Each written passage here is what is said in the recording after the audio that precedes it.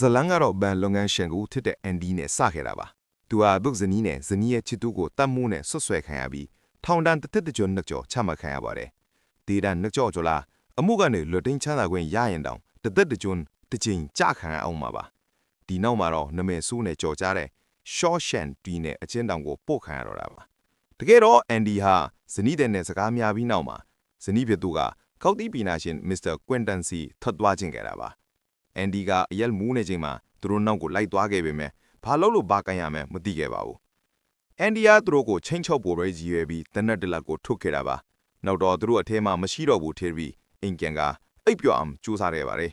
်လာမသူဟာသူ့တနက်ကိုတောင်းဝင်းမြစ်ထဲပစ်ချခဲ့တယ်ဒါပေမဲ့တရားရုံးမှာအန်ဒီကအပြစ်မရှိဘူးလို့ညင်းဆိုပေမဲ့တန့်ရှင်းရေးလုပ်တဲ့သူကဇနီးတဲ့နဲ့ချစ်သူကို .38 ကြီးစံရာတွေနဲ့တေဆုံးနေတာကိုတွေ့ရှိခဲ့ပါတယ်ရဲတွေကမြစ်ထူးမှာတနက်ကိုရှာမတွေ့တဲ့အတွက်အန်ဒီစကားကိုဘယ်သူမှမယုံခဲ့ကြပါဘူးအန်ဒီဟာအကျဉ်းသားအသစ်တွေနဲ့အတူ Shawshank ထောင်ထဲကိုဝင်လာခဲ့ချိန်မှာအခြားအကျဉ်းသားတွေရဲ့လောင်ပြောင်မှုကိုခံခဲ့ရပါတယ်အကျဉ်းသားမှုဝါဒန်နော်တန်ကသူ့ကိုယ်သူမိတ်ဆက်ပြီးစီကန်းနဲ့တာမာကျန်းစာကိုသာယုံကြည်တယ်လို့ပြောခဲ့ပါတယ်တင်တို့ရဲ့ဖင်ဟာငေါပိုက်ဆိုင်မှုပဲလို့ကြိုဆိုခဲ့တာပေါ့အဲ့ဒီညမှာပဲအကျဉ်းသားအသစ်တစ်ယောက်ကကပတိန်ဟေလီရဲ့လိုက်နိုင်မှုကြောင့်တည်ဆုံးသွားခဲ့ပါတယ်ဒါပေမဲ့အန်ဒီဟာအတန်တော်မထွက်ပဲငိမ့်သက်အနီးခဲ့တဲ့ကြောင့်လောင်ကစားသမား Red ဟာလောင်ကြီးရှုံးခဲ့ပါတယ်နောက်တစ်နေ့မှာ Red ကိုချင်းကပ်ပြီးပောက်ကူတစ်ခုတောင်းခဲ့တယ်ဘာလို့လဲဆိုတော့ Red ဟာထောင်ထဲမှာလိုချင်တဲ့အကုန်ရအောင်ယူပေးနိုင်တဲ့လူဖြစ်နေလို့ပါ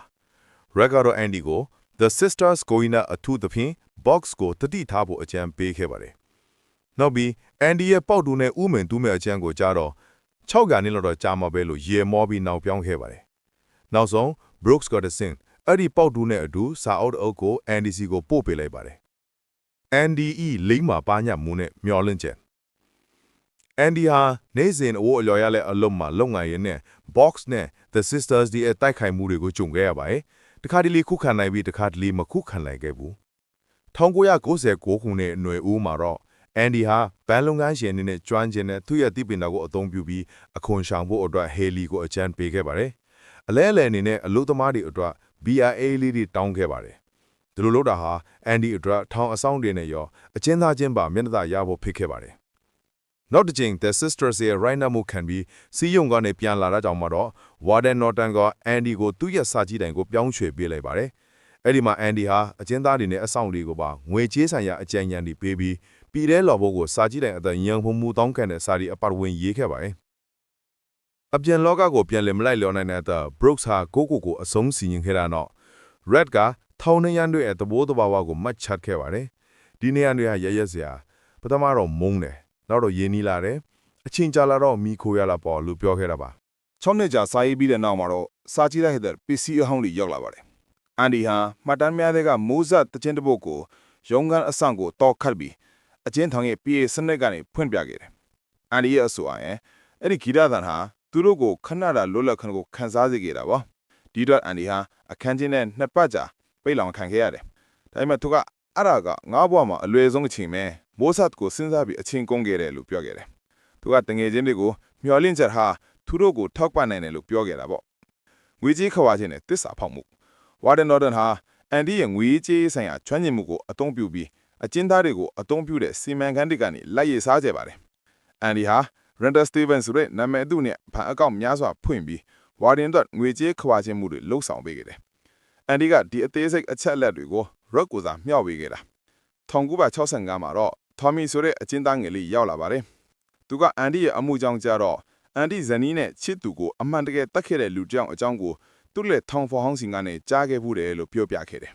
ဒီသတင်းနဲ့အတူအန်ဒီဟာမျောလင်းချက်အပြည့်နဲ့ Warden Norton ကိုတွားတွေ့ပြီးအကူအညီတောင်းခဲ့တယ်အန်ဒီဟာသူတာလွတ်မြောက်ခွင့်ရတဲ့ငွေကြေးခွာချမှုတွေကိုဖော်ပြမှာမဟုတ်ဘူးလို့ပြောလိုက်တဲ့အခါ Warden ကဒေါသထွက်ပြီးအန်ဒီကိုတလက်အခန်းချင်းနဲ့ပို့ခဲ့တယ်နောက်ပိုင်းမှာတော့ Warden က Tommy ကိုတူဦးတဲ့တွေ့ပြီးအန်ဒီကတက်တဲ့ခံနိုင်ပြီး Headley ကိုပစ်ပြီးထွက်ပြေးနေစဉ်တက်လိုက်တယ်လို့ပြောတယ်လွတ်မြောက်ခြင်းအခန်းချင်းကနေပြန်ထွက်လာတဲ့အန်ဒီကစိတ်ဓာတ်ကြရန်နဲ့ Red ကိုစကားပြောခဲ့တယ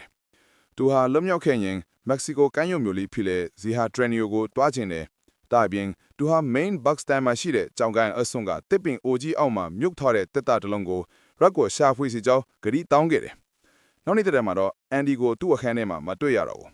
ဝါဒန်နိုတန်ကအန်ဒီရဲ့အခန်းကိုအသေးအံစစ်ဆေးနေခြင်း အန်ဒီရဲ့ Rita Hayward poster ကိုပစ်ပေါက်မိလို့အပေါက်ဖြစ်တော့ poster ကိုစုပ်ဖျက်လိုက်တဲ့အခါ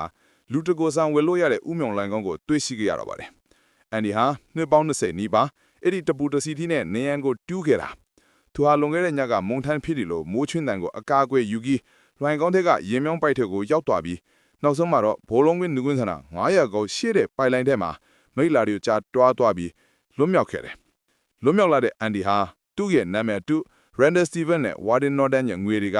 ဒေါ်လာ3,900ခန့်ကိုဘဏ်အများစီကနေထုတ်ယူခဲ့ပါတယ်။ထို့နောက် Norton ရဲ့အစည်းအဝေးစာအုပ်တွေကိုသတင်းစာတိုက်ကိုပို့လိုက်တယ်။မကြခင်မှာရဲတွေက Shawshank ကိုဝင်လာပြီးတန်မို့အတွက် Hadley ကိုဖမ်းဆီးခဲ့တယ်။ Norton ကသူ့ရဲ့မိခန့်ဒေတာကိုဖွင့်လိုက်တဲ့အခါအန်ဒီကပေးထားတဲ့တန်မာကြောက်ကိုပဲတွေ့ပြီးကျန်းစာရဲ့စာမျက်နှာတွေဟာအန်ဒီရဲ့တပူတပရုံစာနဲ့ဖြတ်ထောင်းထားတာကိုတွေ့ရှိခဲ့ရတယ်။နောက်ဆုံးမှာတော့ Norton ဟာသူ့ကိုယ်သူတင်နတ်နဲ့ပြစ်စစ်ထပ်ပစ်လိုက်တော့ပါတယ်